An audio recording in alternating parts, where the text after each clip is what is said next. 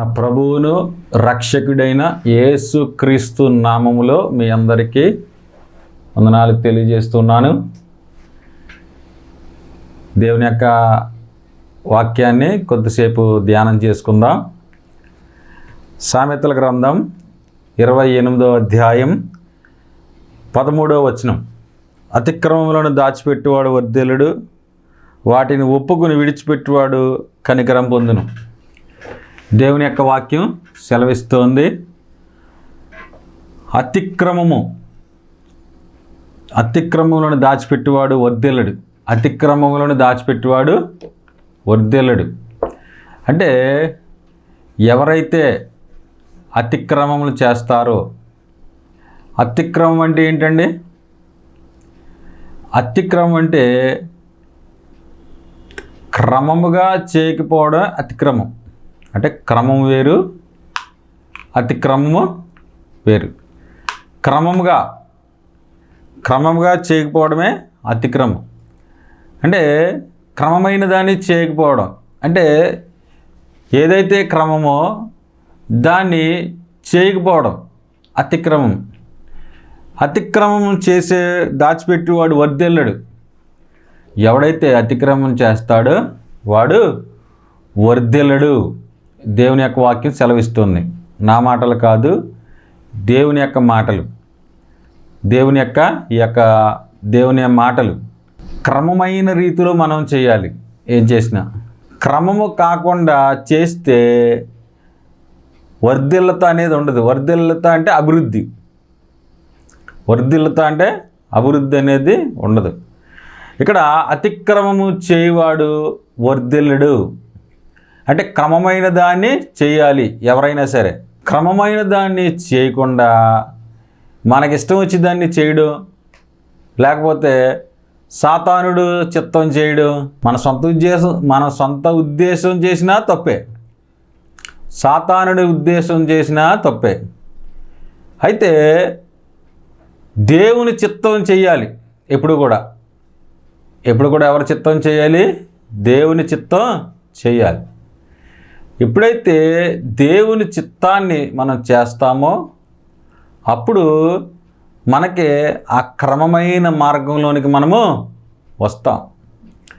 ఇక్కడ దైవవాక్యం సెలవిస్తుంది, అతిక్రమం దాచిపెట్టువాడు వర్ధిల్లుడు, వాటిని ఒప్పుకొని విడిచిపెట్టువాడు కనికరం పొందును. క్రమమైన దాన్ని చేయకుండా ఆశీర్వాదం రావాలి అంటే రాదు. క్రమమైన దాన్ని మనం చేయాలి. ఇక్కడ దేవుని యొక్క వాక్యం సెలవిస్తుంది, చాలామంది అతిక్రమములో జీవిస్తూ కూడా ఆశీర్వాదం కావాలని కోరుకుంటారు. అంటే సరైన రీతిగా వారు జీవించరు, కానీ ఆశీర్వాదాలు మాత్రం వారు కావాలని కోరుకుంటూ ఉంటారు. అది కరెక్ట్ కాదు. క్రమమైన రీతిలో జీవిస్తేనే ఆశీర్వాదం అని బైబిల్ సెలవిస్తుంది. క్రమమైన రీతిలో భక్తి చేస్తేనే. ఇప్పుడు చూడండి, మనం ఒకవేళ ఏదన్నా షాప్కి వెళ్ళాం అనుకోండి, ఒక చీర కొంటే ఒక చీర ఉచితం అంటారు. అంటే ఒక చీర కొంటే అది కొంటేనే రెండవది ఉచితం. కానీ చాలామంది ఏమంటారు, ఉచితంగా ఎలాగ ఇస్తున్నారు కదా, మాకు ఇచ్చేయండి అంటారు. కాదు, ఒకటి కొంటే ఒకటి ఉచితం. ఒకటి కొంటేనే ఇంకోటి ఉచితంగా పొందగలం. అలాగే క్రమముగా నడిస్తేనే ఆశీర్వాదం, దీవెన. క్రమముగా నడవకుండా మాకు ఆశీర్వాదాలు వచ్చేయాలి, మాకు దీవెనలు వచ్చేయాలి, మాకు అన్నీ కలిసి వచ్చేయాలి అంటే కుదరదు. అది కరెక్ట్ కాదు. ఇప్పుడు ఏదైనా పనికి వెళ్తేనే జీతం. పనికి వెళ్ళకుండా జీతం ఇవ్వమంటే ఎవరు ఇస్తారు? పనికి వెళ్ళకుండా జీతం ఇవ్వమంటే ఎవరు రాదు. పనికి వెళ్తేనే జీతం. కనుక పనికి వెళ్ళినటువంటి వాడికే జీతం.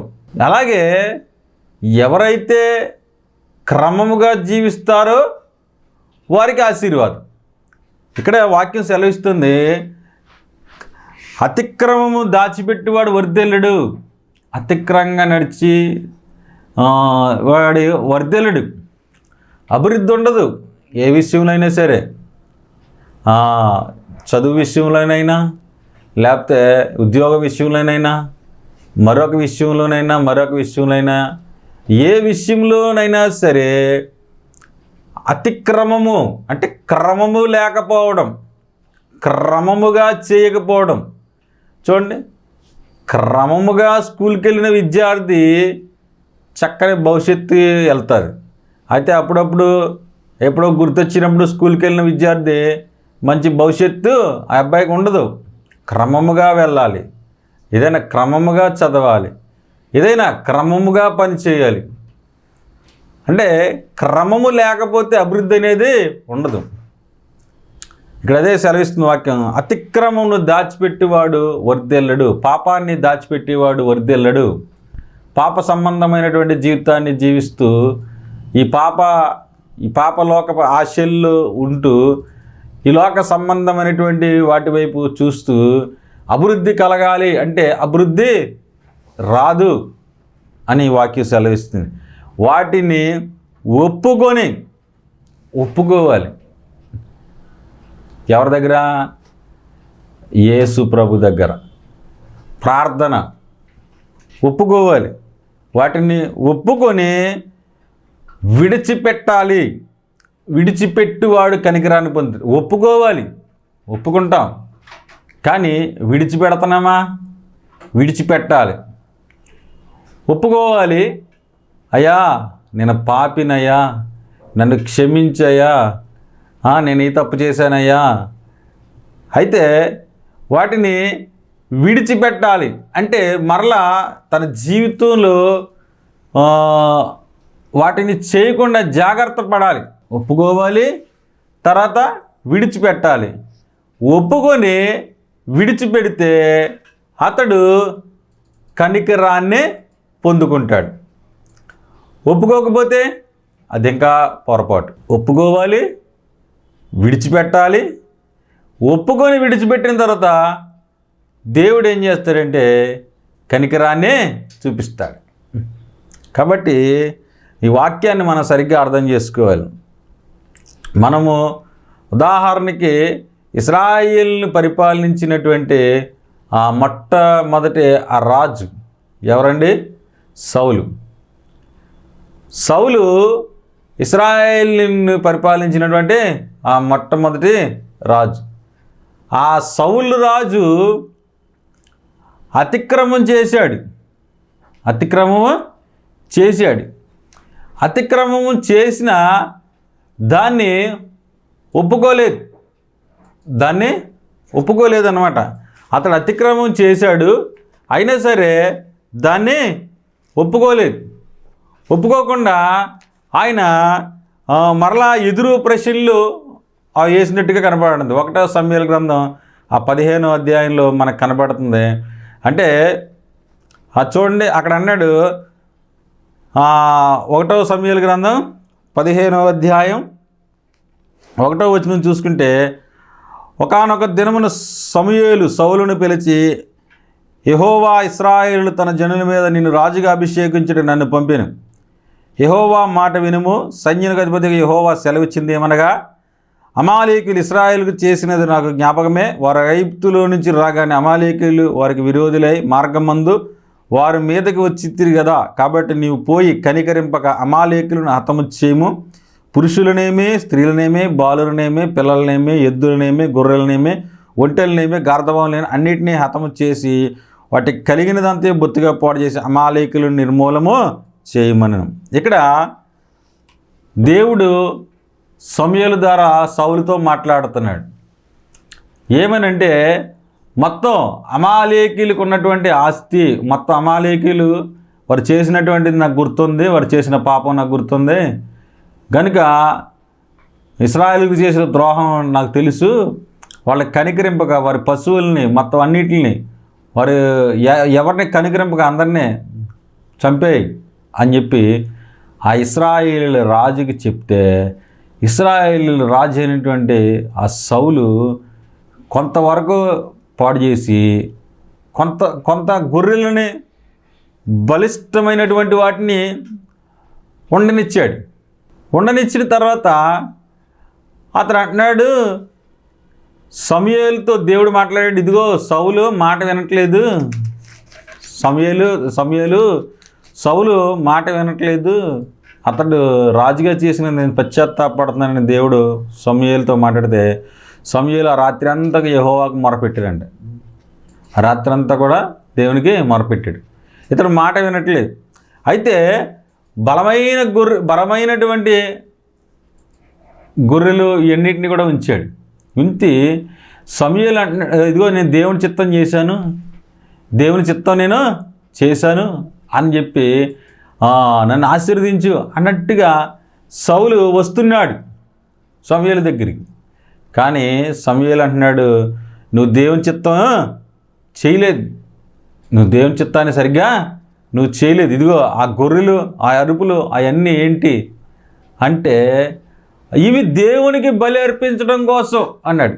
అది ఎంత దారుణమో చూడండి. దేనికంట దేవునికి బలి, అసలు దేవుడేమో వద్దంటున్నాడు. ఇక్కడ చూడాలి, దేవుడేమో వద్దంటున్నాడు.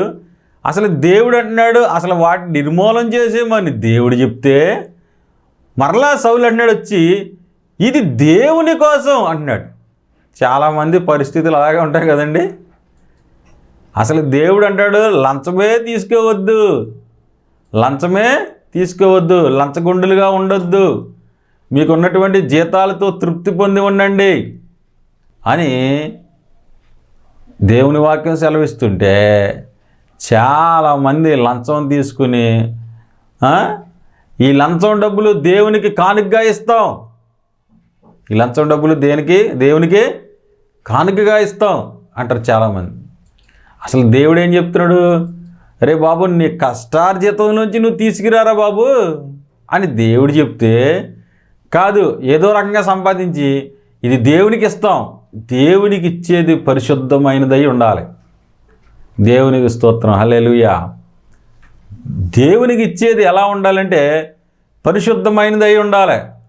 నువ్వు ఎంత ఇచ్చావు అన్నది ముఖ్యం కాదు, నువ్వు ఇచ్చింది పరిశుద్ధమైనదా కాదా, నువ్వు ఇచ్చింది పవిత్రమైనదా కాదా అన్నది ముఖ్యం. నువ్వు ఎక్కువ ఇచ్చావా, నువ్వు లేకపోతే ఎంత ఇచ్చావు, ఇది దేవుడు చూడడు. దేవుడు అంటే చిన్న చితక కాదు. దేవుడంటే భూమి ఆకాశములను సృజించినటువంటి సృష్టికర్త. దేవుడంటే సూర్యుడు కలుగునుగాక అంటే కలిగాడు. అంటే ఎంత పెద్ద సూర్యుడు, ఎంత పెద్ద సృష్టి, ఈ సృష్టి అంతా కూడా కలిగింది. ఇలాంటి దేవుడు నువ్వు ఇచ్చే కానుకల కోసం, నువ్వు ఇచ్చే దానికోసం చూడ్డు. అయితే మనము దేవునికి ఏమిస్తున్నాం, దేవుని ఆజ్ఞలలో జీవించి ఇవ్వాలి. ఇక్కడ దేవుడేమో చంపేయమని దేవుడు చెప్తే మళ్ళీ వాటిని ఉండనిచ్చి మరలా ఇవి దేవునికి అని చెప్తున్నాడు సౌలు. అందుకే అతిక్రమం చేయవాడు వర్ధిల్లడు. అంటే అతడు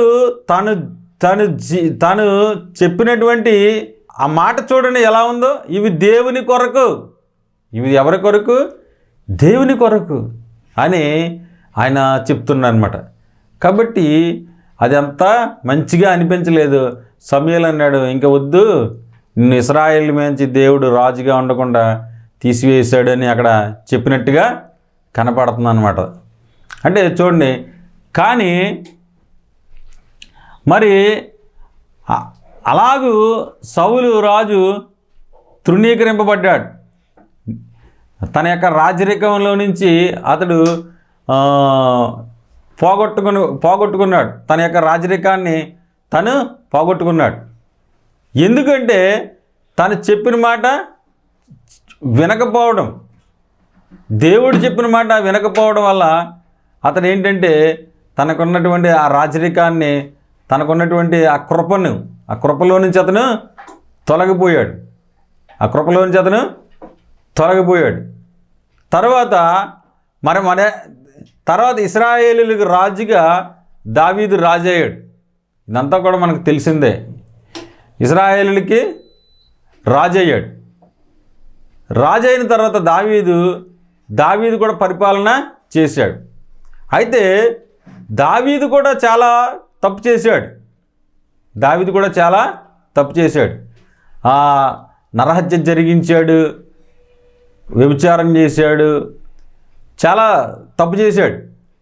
అయితే ఈ తప్పు చేసినప్పటికీ దావీదు ఒప్పుకున్నాడు. అది సౌలు తప్పు చేశాడు, కానీ సౌలేమో ఒప్పుకోలేదు. ఎదురు తిరిగాడు. ఇవి ఎవరి కోసం అంటే ఇది దేవుని కోసం, నీ దేవుడి కోసం, అలాగా ఎదురు తిరిగి మాట్లాడాడు, ఎదురు చెప్పాడు. కానీ దావీదు తప్పు చేసిన తర్వాత దేవుని సేవకుడు నాతాను వచ్చి అతనికి బుద్ధి చెప్పినప్పుడు అతడు ఒప్పుకుని ఆ 51వ కీర్తన రాసినట్టుగా కనపడుతుంది. దేవా, నీకే విరోధంగా నేను పాపం చేశాను. నేను ఎవరికి విరోధంగా పాపం చేశాను? నీకు విరోధంగా నేను పాపం చేశాను. అందుకనే దేవుని యొక్క వాక్యం సెలవిస్తోంది, అతిక్రమమును దాచిపెట్టువాడు వర్ధిల్లడు, వాటిని ఒప్పుకొని విడిచిపెట్టువాడు కనికరమును పొందును. అయితే దావీదు అంటాడు, దేవా, నేను నీకే విరోధంగా పాపం చేశాను. నేను మనుషులకు విరోధంగా కాదయ్యా చేసింది పాపం, నీకు దేవునికి విరోధంగా నేను పాపం చేశాను, నీ నియమాలకు విరోధంగా నేను పాపం చేశానని దావీదు ఒప్పుకున్నాడు. ఇక్కడ వాక్యం అదే సెలవిస్తుంది, వాటిని ఒప్పుకొని విడిచిపెట్టేవాడు కనికరాన్నే పొందుతాడు. దావీదు ఒప్పుకున్నాడు, అయ్యా నన్ను క్షమించు, నేను తప్పు చేశానయ్యా, నన్ను క్షమించు అని దావీదు ఒప్పుకున్నాడు, దేవుని దగ్గర ఒప్పుకున్నాడు. ఇక్కడ ఒప్పుకోవడం వల్ల ఏం పొందాడంటే కనికరాన్ని పొందాడు. మానవులమైన మనము ఏదో ఒక తప్పు ఎప్పటికప్పుడు చేస్తూనే ఉంటాం. ఏదో ఒక పాపం, చిన్నదో పెద్దదో, ఏదో ఒకటి మన అనుదిన జీవితాల్లో మనలోనికి వస్తూ ఉంటుంది. చూపు ద్వారో, తలంపు ద్వారో, క్రియ ద్వారో. కాకపోతే మనం ఎప్పుడు కూడా ఒప్పుకుంటూ ఉండాలి. మన హృదయాన్ని ఎప్పుడు కూడా ప్రభువుకు సమర్పణ చేస్తూ ఉండాలి. మన ఇల్లు ఎలా అయితే తుడుచుకుంటూ ఉంటామో ప్రతిరోజు, అలా హృదయాన్ని ప్రతిరోజు ప్రతి క్షణము తుడుచుకుంటూ ఉండాలి. ఎప్పుడు అలాగ తుడుచుకునే వారంగా మనము ఉండాలి. ఎప్పుడైతే ఒప్పుకుంటామో అప్పుడు మనం కనికరాన్నే పొందుతాం. సౌలులాగా ఎదురు తిరిగామనుకో కనికరాన్నే పొందలేం. కనికరాన్ని పోగొట్టుకున్నాడు, కృపను పోగొట్టుకున్నాడు సౌలు. కానీ దావీదు చేసింది చాలా పెద్ద పాపం. అయినా దేవుని మీద ఆధారపడ్డాడు. అయ్యా నన్ను క్షమించయ్యా, బలిని నువ్వు కోరవు అంటే విరిగి నలిగిన మనస్సే దేవునికి ఇష్టమైన బలి అని దావీదు దేవుని దగ్గర శరణు కోరుకున్నాడు, పశ్చాత్తాపడ్డాడు. మరలా దావీదులో ఉన్నటువంటి గొప్ప విషయం ఏంటంటే అతడు మరలా అలాంటి తప్పు ఇంకెన్నడూ చేయలేదు. దేవునికి స్తోత్రం, హల్లెలూయా. నిజమైన మారు మనసు అంటే అదే. నిజమైన మారు మనసు అంటే ఏదంటే ఈరోజు తప్పు చేశాను, నన్ను క్షమించు, మరలా రేపు కూడా తప్పు చేస్తాను, అది మారు మనసు కాదు. నిజమైన మారు మనసు ఏంటంటే నన్ను క్షమించయ్యా, నేను మరలా ఆ తప్పు జరగకుండా నా జీవితంలో చూసుకుంటాను అని అనడమే నిజమైన మారు మనసు. దావీదు జీవితంలో మరలా తప్పు జరగకుండా దావీదు చూసుకున్నాడు.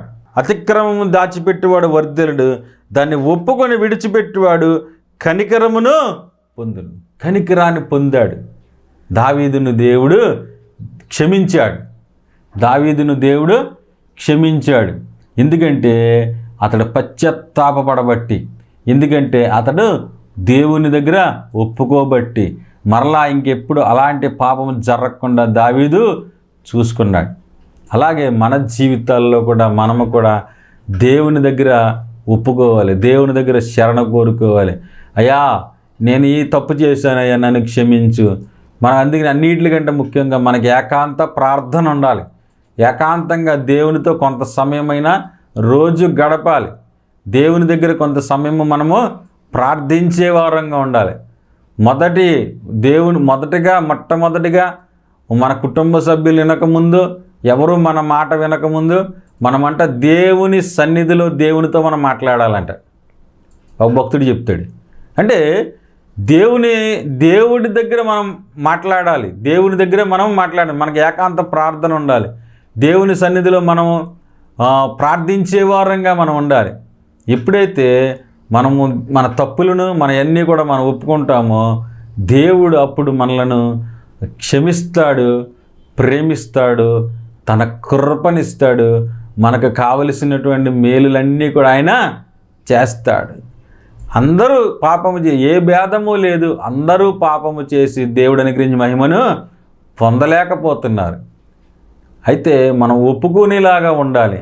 అంతేగాని ఒప్పుకోకుండా ఇదిగో మనం మొదట ఆదాములాగా మనం అదిగో ఆదాము నువ్వు ఫలం తిన్నావా అని అడిగితే తిన్నాను అని చెప్తే వేరుగండి. నీవు నాకు ఇచ్చిన ఈ స్త్రీయే, ఇదిగో ఈ స్త్రీ వల్లే నేను తిన్నాను అని చెప్పడం. స్త్రీని అడిగితే ఇదిగో సర్పము నాకు మోసం చేసింది అని సర్పం మీద అంటే ఒప్పుకునే స్వభావం అనేది మనకే మొదటి నుంచి కూడా లేదనమాట. వాళ్ళ మీద వాళ్ళ మీద నెపాన్ని నెట్టేయడానికే చూస్తాం. కానీ అలా కాకుండా దావీదు వలె, దేవా నేను నీకు విరోధంగా తప్పు చేశానయ్యా, నీ నియమాలు దాటి తప్పు చేశానయ్యా, నన్ను క్షమించయ్యా అని మనము దేవుని మీద మనం ఆధారపడితే కనుక దేవుడు మనకు కావలసినటువంటి తన కనికరాన్ని మనకే అందజేస్తాడు. మనం ఒప్పుకోవాలి. దేవుని దగ్గర ఒప్పుకుని విడిచిపెట్టాలి.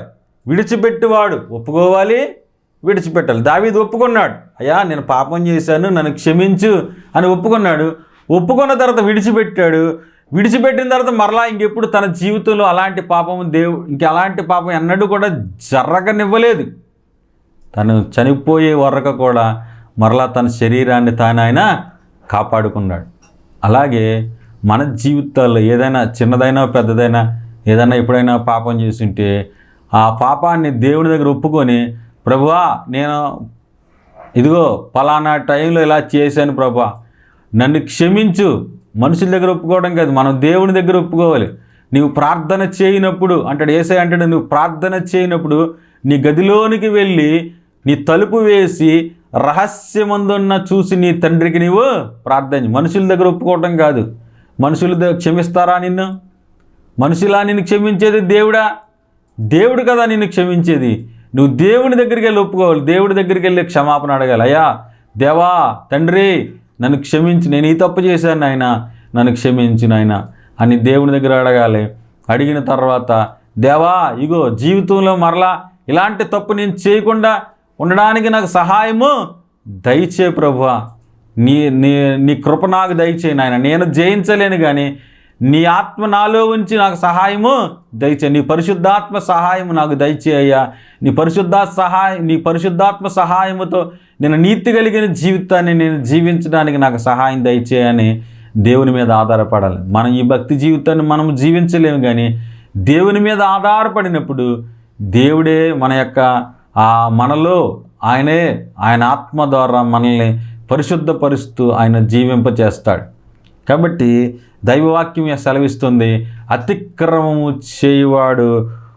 అతిక్రమము దాచిపెట్టేవాడు వర్ధిల్లుడు, వాటిని ఒప్పుకొని విడిచిపెట్టేవాడు కనికరాన్నే పొందుతాడు.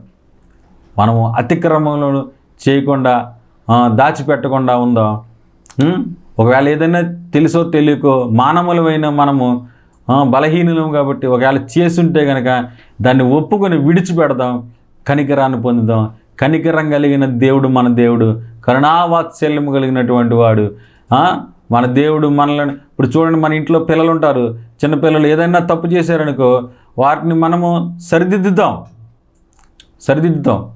అలాగే దేవుడు కూడా దేవుడికి మనం పిల్లలమై ఉన్నాం. మనల్ని కూడా దేవుడు సరిదిద్దుతాడు. మనం ఒప్పుకోవాలి, అయ్యా నేను ఇలా చేశాను, నన్ను క్షమించయ్యా అని ఒప్పుకున్నప్పుడు దేవుడు నీకు సహాయము అనుగ్రహిస్తాడు. నీకు కావలసినటువంటి దీవెన ఆశీర్వాదాలన్నీ కూడా దేవుడు దయచేస్తాడు. కనుక మన పాపములను మనం ఒప్పుకుందాం, మనం క్షమించమని దేవుడిని అడుగుదాం. మనల్ని క్షమించే దేవుడు, మనకు దయ చూపే దేవుడు, మనకు సహాయం చేసే దేవుడిని మనము కలిగి ఉన్నాం. కాబట్టి నీవు ఈ దినమందే నీ అతిక్రమం ఏదైనా ఉంటే దేవుని దగ్గర ఒప్పుకో, దేవుడు నేను క్షమిస్తాడు, దేవుడు నీకు కృప చూపిస్తాడు. మరి నీవు క్షమించబడిన తర్వాత మరలా నేను పాపం చేస్తానంటే అది మంచిది కాదు. ఆటలాడకూడదు దేవుని దగ్గర మనము ఆటలాడే వారంగా ఉండకూడదు. దేవుడి దగ్గర మనం ఆటలాడే అల్లరితో కూడిన ఆటపాటలుగా ఉండకూడదు. మనం దేవుని దగ్గర ఒకసారి శరణ కోరుకున్న తర్వాత మరలా పాపం చేయకుండా జీవించడానికి మన వంతుగా మనం ప్రయాసపడాలి. దేవుని వాక్యం చదవాలి, ప్రార్థన చేయాలి, దేవుని ఆత్మ మీద ఆధారపడాలి. దేవా నాకు సహాయం చేయి అని అడగాలి. అప్పుడు దేవుడు నీకు సహాయము చేస్తాడు. సౌలైతే అలా కాకుండా ఎదురు తిరిగాడు. దావీదైతే పశ్చాత్తాపడి కనికరాన్ని పొందాడు. కాబట్టి మనము దావీదు వలె దేవుని సన్నిధిలో పశ్చాత్తాపడి కనికరాన్ని పొందుకుందాం. దేవుడి మాటలు దీవించునుగాక. ఆమేన్. చిన్న ప్రార్థన చేద్దాం. అందరూ కూడా కళ్ళు మూసుకున్నట్లయితే చిన్న ప్రార్థన చేద్దాం. పరిశుద్ధుడు అని మా తండ్రి, కృప కలిగిన యేసయ్యా నీ స్తోత్రాలు. నీ యొక్క వాక్యాన్ని కొద్ది సమయం మేము ధ్యానించడానికి ఇచ్చిన గొప్ప కృపగా స్తోత్రాలు. ఈ కార్యక్రమాలు చూస్తున్నటువంటి వారిని దీవించండి. ఎవరు ఏదైనా పాపంలో అతిక్రమంలో ఉంటే దయతో క్షమించండి, వాడికి విడుదల దయచేయండి, ఆరోగ్యాలు దయచేయండి, విడుదలను దీవించి ఆశీర్వదించమని దేవానాయన ఇటు రీతిగా నీవు మాకు తోడుగా ఉన్నందుకు నిన్ను స్తుతిస్తూ ప్రభువును రక్షకుడు నజరేయుడు అయిన యేసుక్రీస్తు నామమున ప్రార్థన చేస్తున్నాం పరమ తండ్రి. ఆమేన్. ఆమేన్. అందరికీ వందనాలండి.